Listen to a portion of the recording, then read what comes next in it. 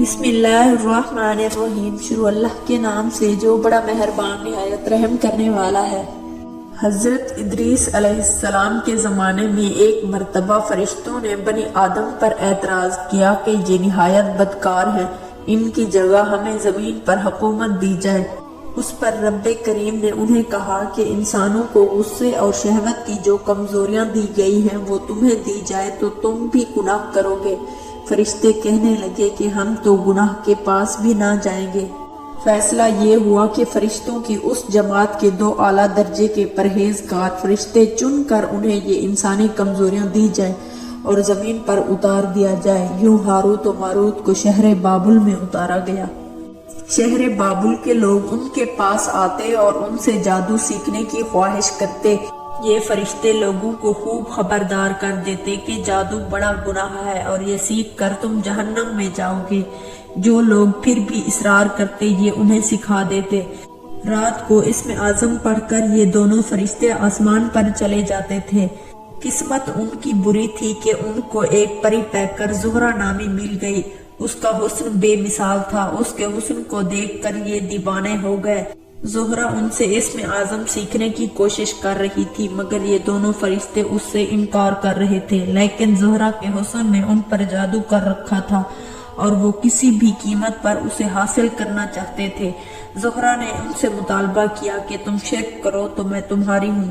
Harut و ماروت جانتے تھے کہ شرک ایک ایسا گناہ ہے کہ اس کی معافی نہیں ہے۔ پھر ان دونوں فرشتوں نے زہرہ کو اس چیز کا انکار کر دیا۔ اب زہرہ نے شرط پیش کی کہ ایک بچہ قتل کرو تو مجھ پر تمہیں اختیار ہے۔ ہاروت و ماروت انکار کر گئے، بے گناہ کو مارنا بڑا جرم ہے۔ آخر کار زہرہ شراب لے کر آئی اور کہا کہ یہ پی لو تو پھر جو کہو گے ویسا کروں گی۔ ہاروت و ماروت نے سوچا کہ شراب پینا تو بڑا گناہ نہیں ہے، پی گئے۔ ہوش سے بیگانے ہوئے زہرہ نے بدکاری کے بدلے ان سے اپنے بت کو سجدہ بھی کرایا اور ایک بچہ بھی قتل کروا دیا۔ جب ہاروت اور ماروت کو ہوش آیا تو وہ کہنے لگی کہ تم نے جن دو کاموں کو کرنے سے انکار کیا تھا، نشے میں مدہوش ہونے کے بعد تم نے ان میں سے ایک کام کو بھی نہ چھوڑا۔ پھر انہیں ان گناہوں کے بدلے دنیا کی سزا اور آخرت کے عذاب میں اختیار دیا گیا تو انہوں نے دنیا کی سزا کو اختیار کر لیا۔ تفسیر نعیمی میں بچے کی جگہ شوہر قتل کروانے کا ذکر کیا گیا ہے اور یہ بھی بتایا گیا ہے کہ ہاروت اور ماروت دونوں اسم اعظم جانتے تھے۔ اسم اعظم پڑھ کر وہ ہر رات آسمان پر چلے جاتے تھے۔ زہرہ نے ان سے نشے کی حالت میں اسم اعظم سیکھ لیا اور جب ہاروت اور ماروت ہوش و حواس میں واپس آئے تو انہیں یہ بھول چکا تھا اور زہرہ اسم اعظم پڑھ کر آسمان پر چلی گئی تھی، جہاں رب کریم نے اس کی روح کو زہرہ ستارے سے متصل کر دیا۔